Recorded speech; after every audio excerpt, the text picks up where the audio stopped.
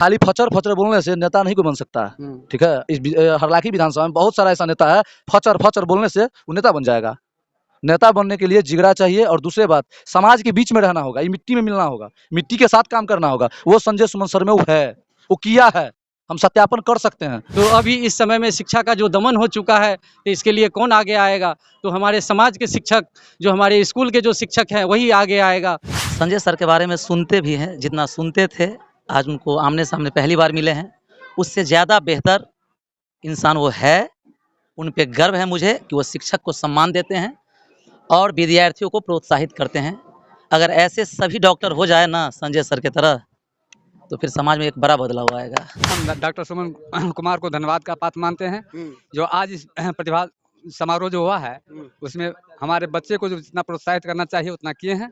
और डॉक्टर साहब एक भावी राजनीति में आना चाहते हैं तो हम लोग उनको मदद करेंगे। करहरा पंचायत के सभी छात्र छात्राओं के लिए आज प्रतिभा सम्मान समारोह का आयोजन किया गया।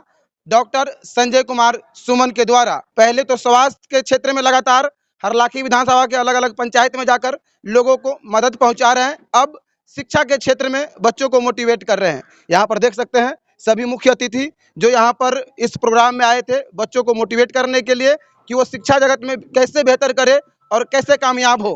करहरा पंचायत लगभग इनका हाईवे से कोई कनेक्शन है ही नहीं, एक अलग ही टोल है, अलग ही पंचायत है। यहाँ पर आने में विभिन्न तरह से कठिनाइयों का सामना करना पड़ता है। तो आइए पहले डॉक्टर संजय कुमार सुमन जी से बात करते हैं। सबसे पहले स्वागत है आपका। थैंक यू आपका। सबसे पहला सवाल, मन में ख्याल कहाँ से आता है? पहले शिक्षक सम्मान समारोह किए, पूरे टीचर को बुलाए, अब छात्र सम्मान समारोह, यहाँ पर भी बहुत सारे बच्चे आए थे जिन्हें आप सम्मानित किए हैं। सबसे पहले आपको ये बता दूं कि हम जिस मिट्टी से बिलोंग करते हैं उस मिट्टी में आज इतनी दुर्गंध आ चुकी है जिसको बोलना हमारे लिए जहन से बाहर नहीं आ रहा है। और जहां हम पैदा हुए हैं उस माँ को हम दुर्गंध बोल रहे हैं, कितनी दुर्भाग्य की बात है। तो आज जिस काम के लिए हम आगे बढ़े हैं उस काम में हमको छात्र का सहयोग चाहिए, हमको टीचर का सहयोग चाहिए और हमारा समाज स्वस्थ रहेंगे तभी हम इन लोगों से सहयोग भी ले सकते हैं। तो हमारा जो मिशन है कि सबसे पहले हम अपने गांव के बच्चे को दूर दराज जो सुदूर इलाका में जो बच्चे हैं जो पढ़ नहीं पाते हैं उनको शिक्षित करना, और शिक्षित के क्रम में हमें शिक्षक से योगदान लेना रहता है कि हमारे बच्चे कैसे पढ़ें। जो शिक्षक ही इस देश को दिशा निर्देश दे सकते हैं। एक एग्जाम्पल के रूप में हम बता सकते हैं कि चाणक्य ने जो हमारे देश पे भारत पे कितने आक्रमण हुए, आप उंगली पे जो गिनती करना चालू करेंगे तो वो भी कम पड़ जाएंगे। जो चंगेज थे, औरंगजेब थे, जो अंग्रेज थे, उन्होंने कितने आक्रमण किए, जिसके आक्रमण के कारण जो हमारे दुर्गति नहीं हुई, जो इस समय दुर्गति हुई है। आप देखेंगे हमारे 70 सालों में 75 सालों में जितना शिक्षा का दुरुपयोग हुआ है, जितना दमन हुआ है शिक्षा का, उसके किसी काल में नहीं हुआ था। तो अभी इस समय में शिक्षा का जो दमन हो चुका है तो इसके लिए कौन आगे आएगा? तो हमारे समाज के शिक्षक, जो हमारे स्कूल के जो शिक्षक हैं वही आगे आएगा। और जिस समय चाणक्य ने एक छोटा सा बच्चा को देख के उनको ट्रेंड करके उनको पढ़ा के लिखा के इस पूरा साम्राज्य का चंद्रगुप्त मौर्य बना दिया, जो एम्पायर बना दिया, तो हमारे समाज में हमारे आज के शिक्षक हमारे बच्चे को पढ़ा के इस देश को खुशहाल क्यों नहीं बना सकते हैं? आपको लगता है सर इस तरह से प्रोग्राम करने के बाद ग्रामीण क्षेत्र के बच्चे शिक्षा के प्रति जागरूक होंगे? जब पत्थर पे जो रस्सी जब घींचते हैं तो उस पर भी दाग पड़ जाते हैं। ये तो बच्चा है और बच्चे को इतना पढ़ाएंगे तो ज़रूर शिक्षित बनेंगे और एक दिन इस देश का नाम रोशन होगा। और इस देश के नाम रोशन करने में, इस देश को रेखांकित करने में और विश्व में पहचान बनाने में, विश्व गुरु बनाने में इस शिक्षक का ही सबसे बड़ा योगदान होगा। और एक बच्चा का ही योगदान, जो छात्र है उसी का योगदान होगा और दूसरा कोई नहीं होगा। तो उस कड़ी में मैं एक छोटा सा सहयोग कर रहा हूं और इस सहयोग में जो हम चल रहे हैं चाणक्य से सीखे हैं और इस शिक्षक से सीखे हैं और इस शिक्षक को ही हम चाणक्य बोलते हैं। और चाणक्य से ही हमने सीखा है कि ये देश कैसे बनता है और राज्य कैसे बनता है और ये गांव खुशहाल कैसे बनता है। आपका क्या नाम है? मेरा नाम प्रभात रंजन है, मैं सलाह पंचायत से हूँ।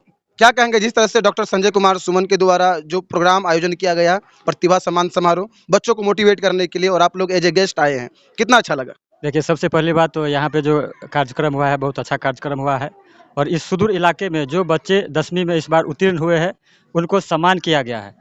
सम्मान कार्यक्रम एक समान कार्यक्रम नहीं था, ये समान कार्यक्रम इसलिए था कि जो बच्चे कुछ अंक से छूट गए हैं वो मोटिवेट हो और उनको भी उनके अंदर में मन में ये अलग जगे कि हम भी क्यों ना अपना जो पढ़ाई है वो सही ढंग से करें और आगे चलकर अच्छे मुकाम हासिल करें, इसीलिए यह कार्यक्रम हुआ है।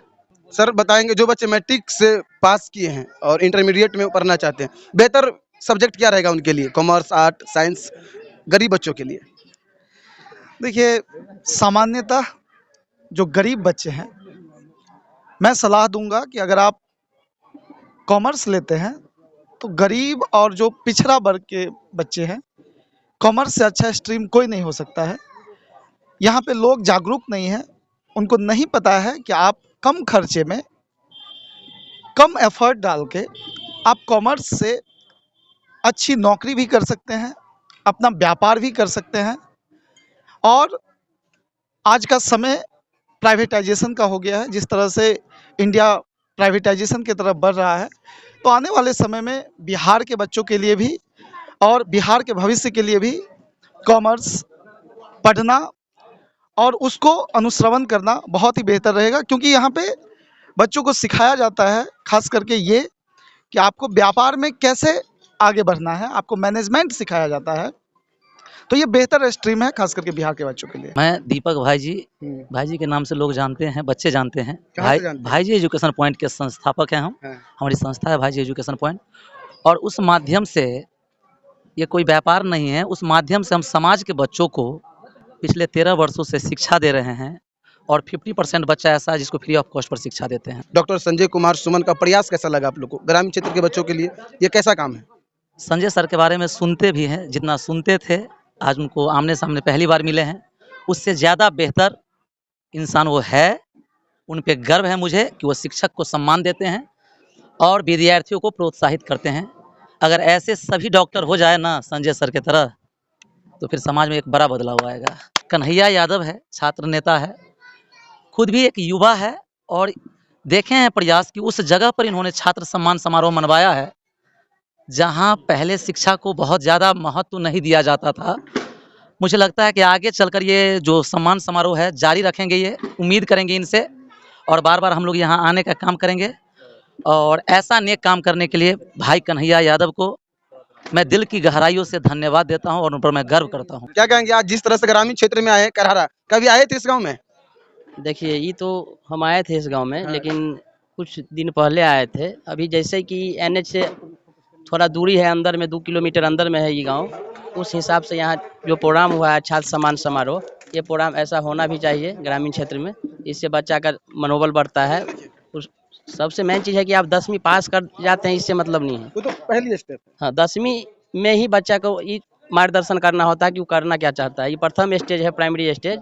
यहाँ से बच्चा अपने मंजिल को आसानी से, और देखिए सबसे मेन चीज़ है कि एजुकेशन में 3 फैकल्टी है, साइंस, आर्ट और कॉमर्स। इसमें बच्चा को यहीं कम्बिनेशन अब हो गया है, यहाँ का लोग नहीं जानता है अभी, छोटे बच्चे कम्बिनेशन सब्जेक्ट पढ़ना होता है। आगे जाके आप अगर टीचर फील्ड में जाइएगा, कम्बिनेशन सब्जेक्ट मांगेंगे, और ये आपको सही मार्गदर्शन वही दे सकते हैं जो कहीं ना कहीं इस क्षेत्र में वर्षों से काम करते आ रहे हैं।